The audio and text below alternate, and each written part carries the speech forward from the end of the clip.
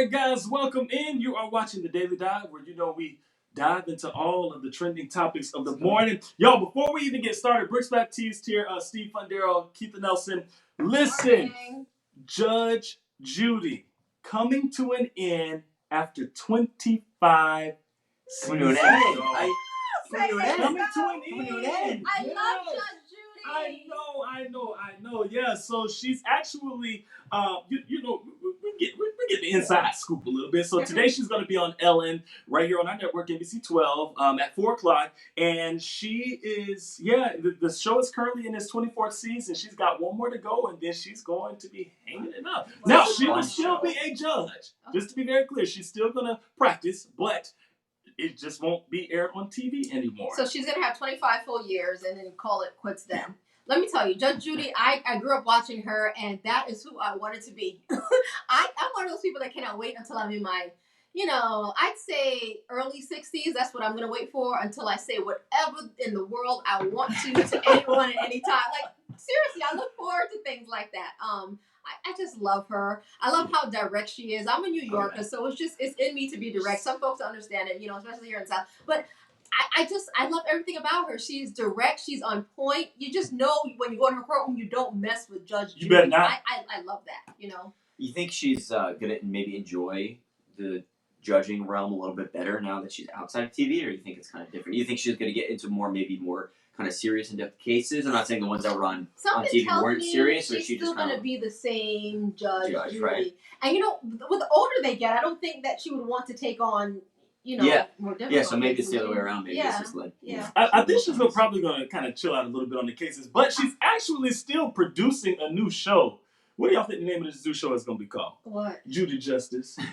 I'm like, no, Judge Judy, you need to stop. No, Judge Judy's not really ending. She's just like monopolizing. She's kind of switching things over a little bit. It sounds like making some millions I'm a sure. year. I'm sure. Good money. But this is probably under her own production company and such. Now, I need to read into it before I make these assumptions, but I would assume that this is a way for her to make her own cash money. Yeah, and keep it in her own pocket. Right, so right. she doesn't have to worry about that. All right, so she's guys, not really quitting. Get out of here. No, but hey, you will not see that show. You probably still see those reruns because you're there, but you won't see new episodes on the show. I want to see cameos of her for sure. If she's not the main person in the show, and that next one, her feisty self. But you were mentioning all the memes of her. Oh, and all the gifts too. Where she kind of rolls her eyes or points the finger. She is and all too that much. stuff. I love her. Just someone who's really good at their job. Yeah, she's good at it. Yeah, so make sure y'all see her on Ellen today again at 4 o'clock on NBC 12. All right, let's get to the big story of the morning, guys. So one mother is fighting back against a school policy out in Utah after her daughter was told she couldn't say no to dancing with a boy that asked her to come out to the dance floor and dance. So let me give you guys the backstory. The Utah mom shares this story on Facebook. It goes viral, saying her 11-year-old, she's a 6th grader, she ended up declining an invite to a dance from a boy who made her feel uncomfortable. Now, the principal allegedly intervened and then later ended up sending an email out to the mother saying it is school policy for the kid to dance with another student when asked. So he said, quote, "We do ask all students to dance. It is the nice thing to do," end quote. Well, it turns out there have been some similar situations like this one in the past where some students have felt pretty uncomfortable with certain students, other students and their peers, and then those issues were discreetly handled. But this mom and a lot of other parents are calling for this policy to be revised.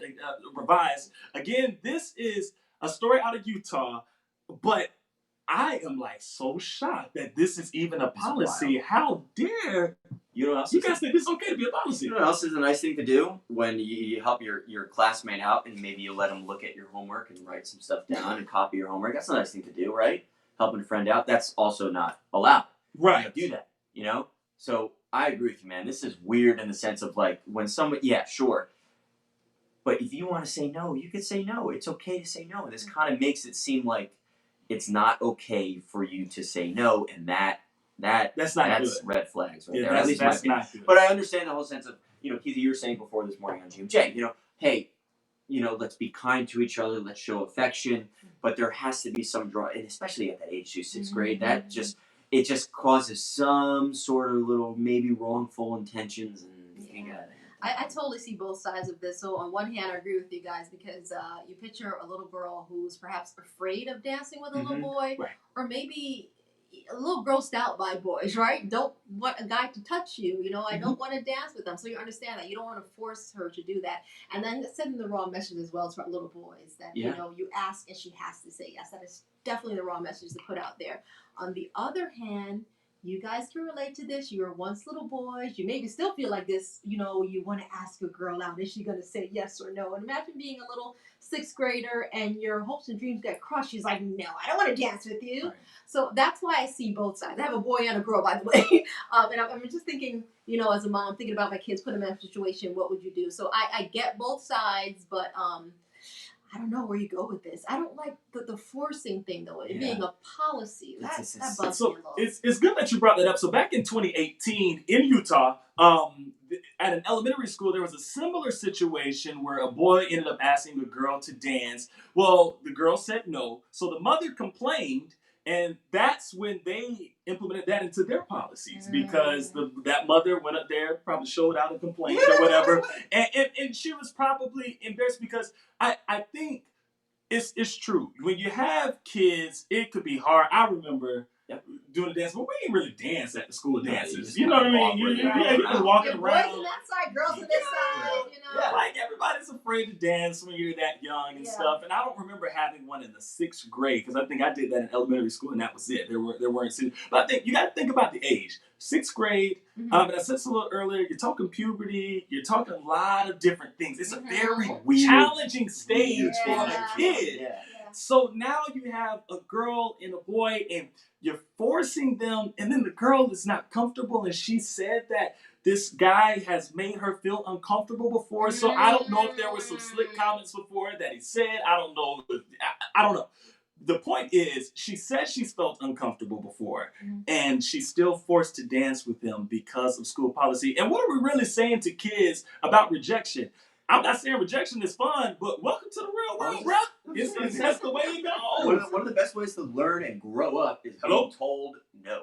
Yeah. You know, that's one of the best ways to just figure things out. Okay, you could learn, and being a kid growing up, like Keith, you were saying, being little boys growing up, trying to ask maybe girls to dance or hang out or whatever. Being told no makes you take a step back and realize, okay, there's got to be a different approach to this. How else do I handle this? What's Step the up way? your game. Step up your game. Well, exactly, and you know, and it goes to show that you just with that, but then everything else in life, nothing is handed to you. Yeah, you know? I see the trauma on both sides. That's all. It'll hurt my little heart if a boy came and said, you know, I asked Sally to dance and she said no, and it hurt my heart. And it will also, I think it would maybe infuriate me, not hurt so much if my daughter said I was forced to dance with Billy and Billy makes me uncomfortable. That might bring out a different side of me. You know, like, you're not going to make my daughter do anything. But I get it. A policy, no. Yes, a really good talker for sure. Yeah, Diane, so she says, can't say no in a personal situation such as dancing. Young people should know from the get-go their personal space, their bodies are not open to the whims of others. Excuse me. Yeah, and you're absolutely right. And I think we know what climate we live in right now. Like, I mean, we live in the climate of the Me Too movement, and all of this has been going on the past few years. We cannot set our children up for failure by letting them think that it's okay that you just get whatever you want. That's not how this works. There is a fine line when you're talking consent. There is a fine line of just being friends. There's a fine line of being more than friends. But like, they learn these principles early on, and if they're not, I think this is actually a great story that's going to spark some more conversation for parents to have with their kids about how important it is, and hopefully you won't have too many parents that are saying, you know, such and such denied my child's invitation to dance on the dance floor. I mean, you ain't gonna tell me what to do. Okay, can I just keep it real? You will not tell me what to do. And you know, and when I eventually have kids, that's scary to think that that's even a conversation that we're having this morning, because I would hate if my kid ever came home to me and told me this was the situation. Again, like Keith was saying, it sucks, you know, if your little boy comes and he says, hey, you know, I asked such and such to dance. Okay, well, then we have that conversation. Let me tell you, it's all good. There will be other girls that you'll get an opportunity to dance with. But I will be probably Yeah, really upset. Yeah. My little girl comes home and says she was forced to dance. Yeah, we have a serious problem. You Sandy mentioned says the no Me means Too. no. You mentioned the Me Too Yeah. movement as well. This is it's a setback. It is, and I'm sure those who have fought through the movement, fought through being sexually assaulted, whatever the case may be, they hear something like this and are probably infuriating, thinking we shouldn't be teaching our girls. This is not the message we want to put out there. We shouldn't tell them that you have to say yes. And our boys should learn. Sometimes you're going to hear the word no, and no means no. So I agree with someone who Somebody just said that, right? It's very true. Yeah.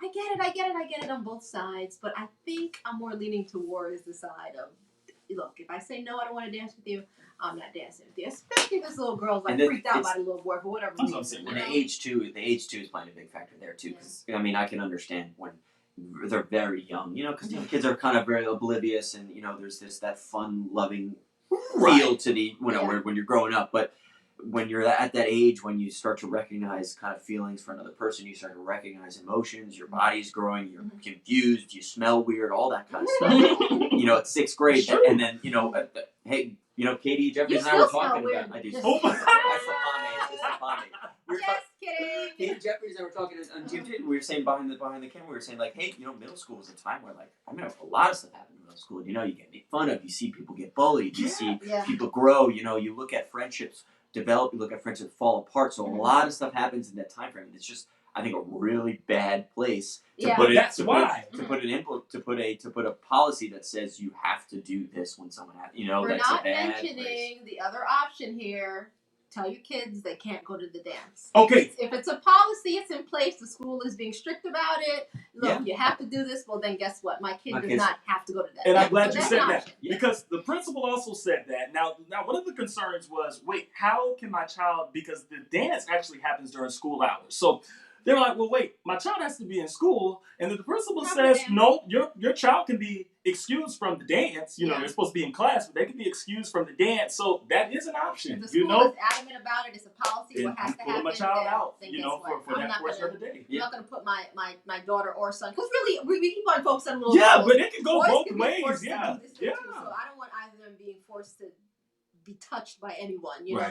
And I say touch because it's dancing. A lot of people touch when they dance. So. And I'll say this last thing before we get to the next story. But you were bringing up the age and that's also why I think this policy was implemented. To probably make it very inclusive because you have everybody's figuring out who they are. Yeah, you don't want people left out. There's the oddball, there's the weird, there's a class, there's a very pretty one, and all that type of stuff. So at least that makes them come in and all come together. But again, still not saying I necessarily agree with it, but I mean, that was probably the whole point of the policy. Let's put the GMJ team in categories right now. Ooh. Why don't we start with Prangley? Now, right now, he is like the class cow, but I think back then he was just Mr. Geeky. Don't you think? He was the nerd. I think Mike still probably was very popular. I'm thinking he knew everybody. Yeah. Okay. Yeah, I think he walks around this building every morning. So you would say class clown. Oh, we're doing like superlatives here? Yeah. I don't know if he would be class clown. No. I think he might be a little more shy, but I think he was very popular. So he was so he can't be shy if you're Mr. Popular. But I mean, in class, I don't think he would do much. Like maybe in the halls he was a social butterfly, but maybe in the class. I see the both of you as social butterflies. Yeah, I was. I used to get in trouble for talking in class all the time. I was gonna say this guy probably got most likely to succeed. That's a superlative. I don't know about that, but I was just a church boy that talked my head off. Are we right about that? What? Most popular? That's I don't know about. Yeah, sure. Let's go. Yeah, sure. Let me now, Kayla, I'm trying to think. I don't know. I was just a jock. I mean, really? Yeah. Okay, because you did the whole track thing. My entire life, and that was that was it. Kept me out of trouble. Interesting. Yeah. What do y'all think about Lou? I don't know. Class clown, hands down. He talked too much. Yeah, I know he was getting in trouble for talking. No, he wasn't. He had to get in trouble. We've had these conversations. I've seen. He wasn't quiet and nerdy, and then he didn't bloom until he talked graduated. too much. He still does. I think Katie was probably popular, but she might have been shy. She says that she was. She said she was shy and quiet. Yeah. Really? Yeah. That is interesting. It is interesting. It's just crazy to think, like where everybody was at that point, and then like seeing us like, oh, we're connected to. Yeah. Everybody, the mom and the cousin, everything like that. So we got one more story to get into, you guys, before it is time to go. So new research showing that your brain recognizes familiar music in less than half a second. That's faster than Shazam. Think about it. You know And this- Shazam, I the little love app this where you stuff. do it. Yeah. Yeah, I love Yeah. it. The Fast and Shazam. Yeah. Yeah, What was so the number again? the study is out of London, and it finds that the brain can figure it out within 350 milliseconds. So again, that's shorter than a half a second, just to distinguish a familiar song from an unfamiliar one. Now, the greatest part about this research is it could potentially be groundbreaking because it may have a way to treat dementia patients whose memory of music sometimes is well preserved, although they forget everything else. They lose the memory of everything else. This is so cool. We were talking about this at the show. We can relate so much to this. You too as well, personally, right? Right. You know, it's a fascinating thing when elderlies kind of lose memory a little bit. Yeah. Everything starts to go. My grandfather, same deal. He won't remember your name. He won't really recognize you. You can barely hold a conversation with him. But you bet when you put O Sole Mio on by Jerry Vale, his favorite song, he'll know every single letter. He'll start singing. He's gonna be 92 at the end of this month. And he's lived a very good life. 92. And wow. it's so you know it's something that I think is a long time coming. It's about time that we started figuring out ways to preserve the brain and the memory for those that deal with dementia and Alzheimer's. It's about time that starts to get going. Yeah, my grandpa has dementia, but I never tried that, and now I want to. He's lived in New York. I haven't seen him in a while, but I will see him actually the end of this week, and I'm gonna try that. Yeah, see if you pull up his favorite song or something. Yeah, that is very interesting. Because typically people with dementia, they usually can recall a scent.